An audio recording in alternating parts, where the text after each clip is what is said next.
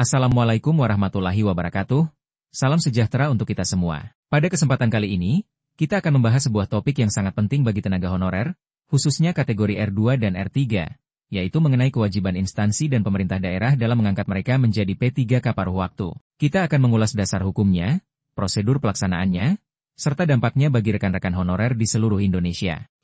Para honorer kategori R2 dan R3 terus mempertanyakan kapan pengangkatan PPPK paruh waktu akan dilakukan.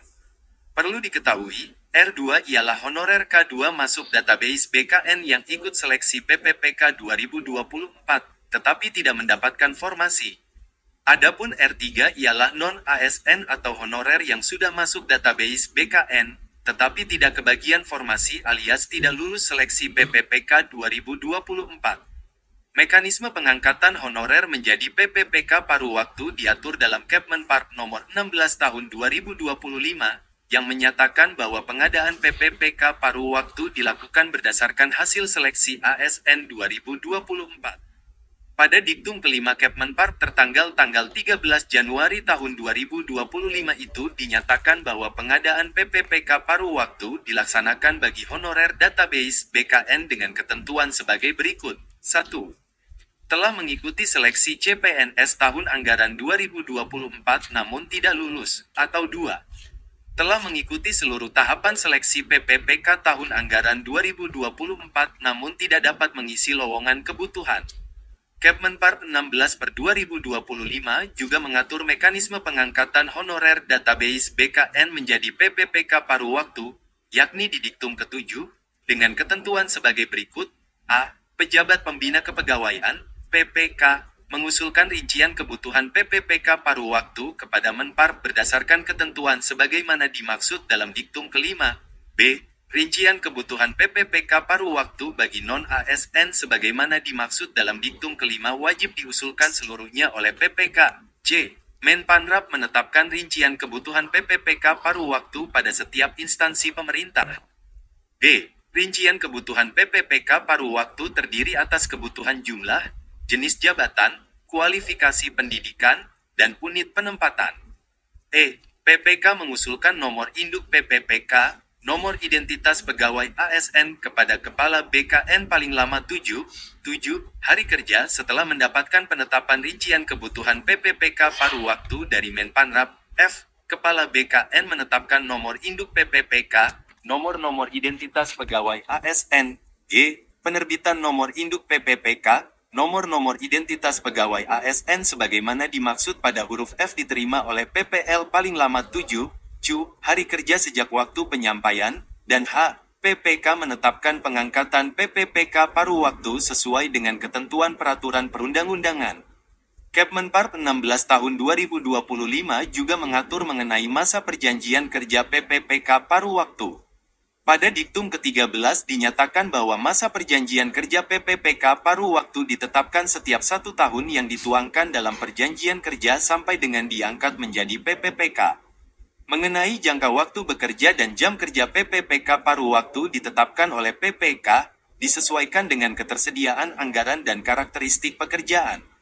Adapun terkait gaji PPPK paruh waktu, tertuang dalam diktum ke-19 Kepmenpark 16 tahun 2025 bahwa PPPK paruh waktu diberikan upah paling sedikit sesuai dengan besaran yang diterima saat menjadi pegawai non-ASN atau sesuai dengan upah minimum yang berlaku di suatu wilayah. Diktum ke-20 menyatakan, sumber pendanaan untuk upah sebagaimana dimaksud pada diktum ke-19 dapat berasal selain dari belanja pegawai sesuai dengan ketentuan peraturan perundang-undangan. Instansi wajib mengusulkan pengangkatan PPPK paruh waktu merujuk ketentuan pada diktum ke-7 Kemenpanrap 16 tahun 2025 huruf B, maka jelas bahwa usulan pengangkatan PPPK paruh waktu wajib dilakukan. Rincian kebutuhan PPPK paruh waktu bagi non-ASN sebagaimana dimaksud dalam diktum kelima wajib diusulkan seluruhnya oleh PPK, demikian kalimat pada diktum ke-7 huruf B. Beberapa waktu lalu, Kepala Badan Kepegawaian Negara, BKN, Zudan Arif Fakrullah juga sudah meminta instansi pusat dan daerah untuk mulai mempersiapkan pengusulan pengangkatan PPPK paruh waktu. Namun, instansi Pemda tampaknya tidak antusias melakukan pengusulan. Ketum Asosiasi Pegawai Pemerintah dengan Perjanjian Kerja Indonesia, AP3KI, Nurbaiti menilai, hal tersebut karena regulasi yang ada tidak mencantumkan sanksi bagi Pemda yang tidak mengajukan usulan pengangkatan. Mestinya, kata Bunda Nur, Pemda yang tidak mengajukan usulan PPPK paruh waktu dari honorer R2, R3 harus disanksi. Tanpa sanksi tegas, kebijakan pemerintah pusat untuk menuntaskan honorer database BKN akan mandek. Menurut Nurbaiti, regulasi bertubi-tubi yang dikeluarkan pemerintah pusat mental di Pemda.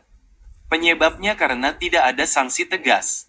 Maaf saja ya, kalau ada waktu paling terakhir, Pemda pasti mengambil yang paling belakangan, kata Nurbaiti kepada JPNN, Sabtu, tanggal 12 April. Nur mencontohkan, kebijakan pemerintah pusat yang menunda pengangkatan PPPK 2024 pada Maret tahun 2026 justru karena ada ratusan Pemda yang meminta penundaan. Bersyukur, Presiden Prabowo Subianto mendengar suara protes keras yang disampaikan para honorer dan akhirnya kebijakan penundaan pengangkatan PPPK 2024 dan CPNS 2024 dibatalkan. Karena itu, menurut Bunda Nur, langkah pusat mendorong Pemda agar segera mengajukan usulan pengangkatan PPPK paruh waktu, harus disertai aturan yang tegas dan sanksi yang jelas.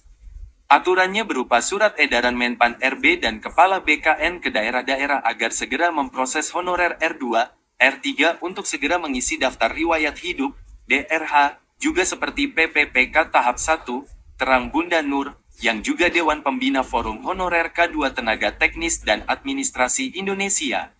Apabila honorer R2, R4 sudah mengisi daftar riwayat hidup atau DRH NIP PPPK dan sudah terkunci, kata Nurbaiti, maka status mereka aman. Tidak bakal terancam kena PHK atau diberhentikan. Dia menyarankan agar surat edaran tersebut dicantumkan juga dengan sanksi bagi Pemda yang tidak mengusulkan pengangkatan PPPK paruh waktu. Sebaiknya ada sanksi agar Pemda mau mengajukan. Sudah banyak regulasi dibuat, tetapi Pemda kan mengulur-ulur waktu terus, ucapnya. Sejatinya, surat Kemendagri nomor 900.1, 1/664, Keda dan Kepmenpan RB 16 tahun 2025 bisa jadi senjata honorer R2, R3 diangkat menjadi PPPK paruh waktu. Namun, dua regulasi tersebut ternyata tidak ampuh mendesak pemerintah daerah untuk mengajukan usulan pengangkatan PPPK paruh waktu dari honorer R2, R3 ke Badan Kepegawaian Negara. Demikian pembahasan kita tentang kewajiban instansi dalam mengangkat P3K paruh waktu. Semoga penjelasan ini memperjelas hak-hak yang harus diperjuangkan serta tanggung jawab yang wajib dipenuhi oleh setiap instansi. Tetap semangat untuk seluruh tenaga honorer dan P3K di seluruh Indonesia. Jangan lupa dukung channel ini dengan like, komen, dan subscribe agar kami bisa terus menghadirkan informasi penting lainnya. Sampai jumpa.